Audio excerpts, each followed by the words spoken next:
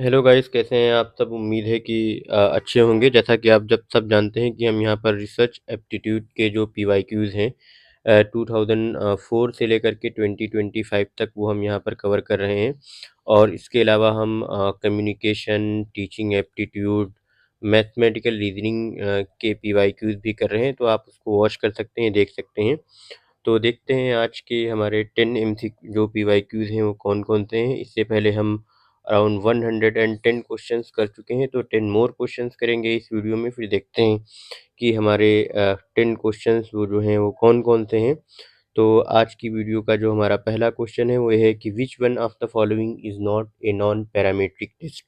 तो इसमें पैरामीट्रिक और नॉन पैरामीट्रिक टेस्ट से रिलेटेड क्वेश्चन है। इसमें हमें बताना है कि कौन सा टेस्ट है वो जो नॉन पैरामीट्रिक है। तो पहला ऑप्शन है हमारा T test, sign test, then chi square test, then run test. तो जैसा कि हम सब जानते हैं कि जो पैरामीट्रिक टेस्ट और नॉन पैरामीट्रिक टेस्ट होते हैं उसके कुछ फीचर्स हैं। तो सबसे पहले मैं आपको राइट आंसर बता दूं इसका।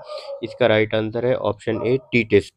टी टेस्ट जो होता है वो एक पैरामीट्रिक टेस्ट होता है और जो बाकी सारे टेस्ट हैं वो नॉन पैरामीट्रिक टेस्ट हैं।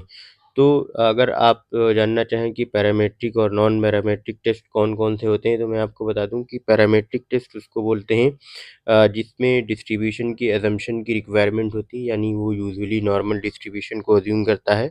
और जो टाइप ऑफ डेटा जो यूज़ होता है वो इसमें इंटरवल या रेशियो वाले डेटा को यूज़ किया जाता है। और जो पैरामीटर्स यूज़ होते हैं इसमें, जैसे मीन हो गया या स्टैंडर्ड डेविएशन हो गया, और जो सैंपल साइज़ होता है पैरामीट्रिक टेस्ट में वो लार्ज होता है, और पावर जो होती है इसकी पैरामीट्रिक टेस्ट की वो बहुत ज़्यादा होती है। तो टी टेस्ट जो है वो एक तरह का पैरामीट्रिक टेस्ट है जो मीन को कंपेयर करने के लिए यूज़ किया जाता है। और अगर हम नॉन पैरामीट्रिक टेस्ट की बात करें इसी तरीके से, तो इसमें किसी तरह की जो डिस्ट्रीब्यूशन की असम्पशन होती है वो उसकी रिक्वायरमेंट नहीं होती है। और जो टाइप ऑफ डेटा यूज़ किया जाता है इसमें ज़्यादातर नॉमिनल या ऑर्डिनल होता है। और इसमें जो पैरामीटर्स जो होते हैं, जैसे कि हमारे पैरामीट्रिक टेस्ट में मीन और स्टैंडर्ड डेविएशन, और नॉन पैरामीट्रिक टेस्ट में किसी भी तरह का कोई पैरामीटर नहीं यूज़ किया जाता है। और सैंपल साइज़ की अगर हम बात करें नॉन पैरामीट्रिक टेस्ट की, तो उसमें स्मॉल या लार्ज दोनों हो सकते हैं, लेकिन आमतौर से स्मॉल सैंपल ही होता है। और जो पावर होता है इसमें ये थोड़ा सा लेस पावरफुल होता है। तो इस तरीके से हमारे पैरामेट्रिक और नॉन पैरामेट्रिक टेस्ट में डिस्टिंग्विश किया जा सकता है। और भी बहुत सारे पैरामेट्रिक टेस्ट होते हैं, जैसे कि टी टेस्ट है, इसके साथ जेड टेस्ट हो गया आपका, और फिर उसके अलावा एफ टेस्ट हो गया जिसे हम इनोवा भी बोलते हैं। ये सारे हमारे पैरामेट्रिक टेस्ट के वो हैं एग्जांपल्स, या कह लीजिए पियर्सन्स कोरिलेशन या रिग्रेशन एनालिसिस। और अगर हम नॉन पैरामेट्रिक टेस्ट की और बात करें तो वो साइन टेस्ट है, काई स्क्वायर टेस्ट है, या मैन विटनी यू टेस्ट है, और बहुत सारे हैं इस तरीके से। रन टेस्ट है, स्पीयरमैन्स रैंक कोरिलेशन टेस्ट।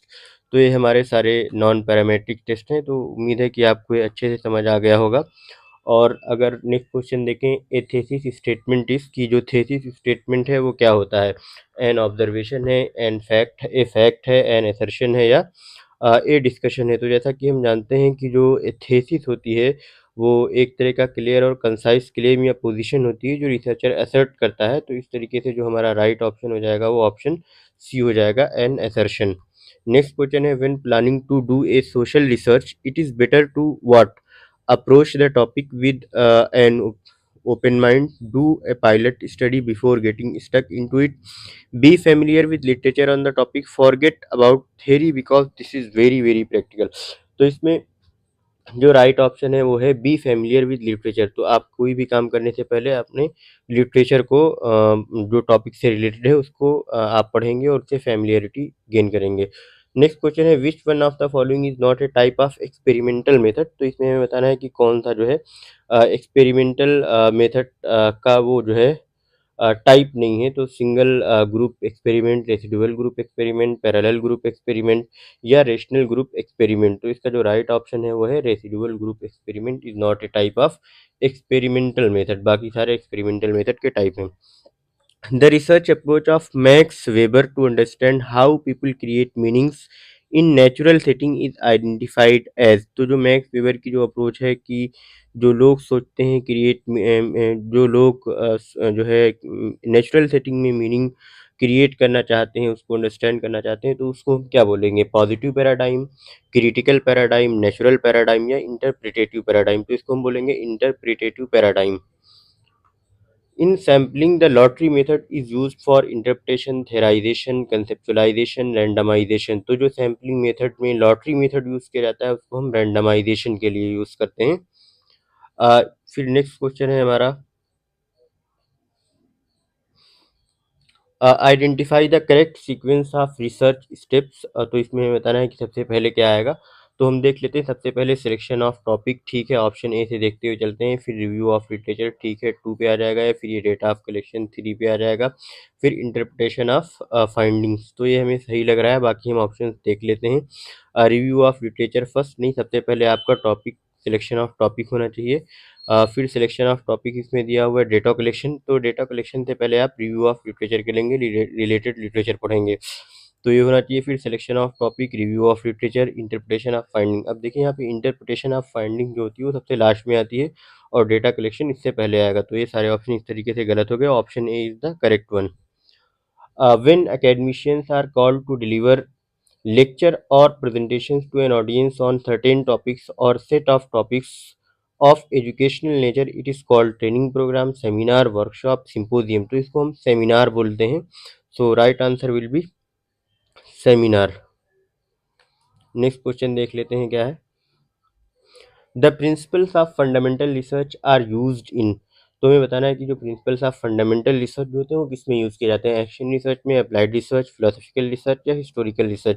तो इसका जो राइट आंसर है वो अप्लाइड रिसर्च। अप्लाइड रिसर्च में हम फंडामेंटल रिसर्च के प्रिंसिपल्स को यूज़ करते हैं, और जो एक्शन रिसर्च होती है वो एक पार्ट है अप्लाइड रिसर्च का। और एक्शन रिसर्च स्पेसिफिकली जो यूज़ की जाती है वो इमीडिएट प्रॉब्लम को या एग्जिस्टिंग प्रॉब्लम को फ़ौरन सॉल्व करने के लिए यूज़ करते हैं हम इसे।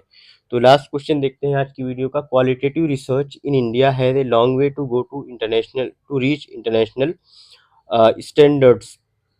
तो ये असर्शन रीजन वाला क्वेश्चन है, तो इसमें हम सबसे पहले चेक करते हुए चलेंगे कि कौन सा सही है। तो जो क्वालिटेटिव रिसर्च होती है इंडिया में, long way to go to international standard, ये तो बिल्कुल सही है। तो ऑप्शन ए जो है आपका करेक्ट है। देखते हैं सर रीज़न सही है या नहीं। Because the funding agencies do not support qualitative research in academic institutions, ऐसा बिल्कुल नहीं है। ये रीज़न ही गलत है। तो रीज़न जब गलत हो गया तो ये दोनों ऑप्शन वैसे ही कट हो गए, और both A and R are false, ये भी गलत हो गया। तो A is true and R is false, क्योंकि जो फंडिंग एजेंसीज हैं वो सपोर्ट करती हैं क्वालिटेटिव जो रिसर्च होती है उसको इंडिया में, बट हाँ उसका जो स्टैंडर्ड है वो इंटरनेशनल लेवल का नहीं है अभी। तो thank you so much guys, like करें, शेयर करें, सब्सक्राइब करें और कमेंट करके बताएं कि आपको कैसा कैसा लगा। मिलते हैं तब तक के लिए नेक्स्ट वीडियो में। बाय।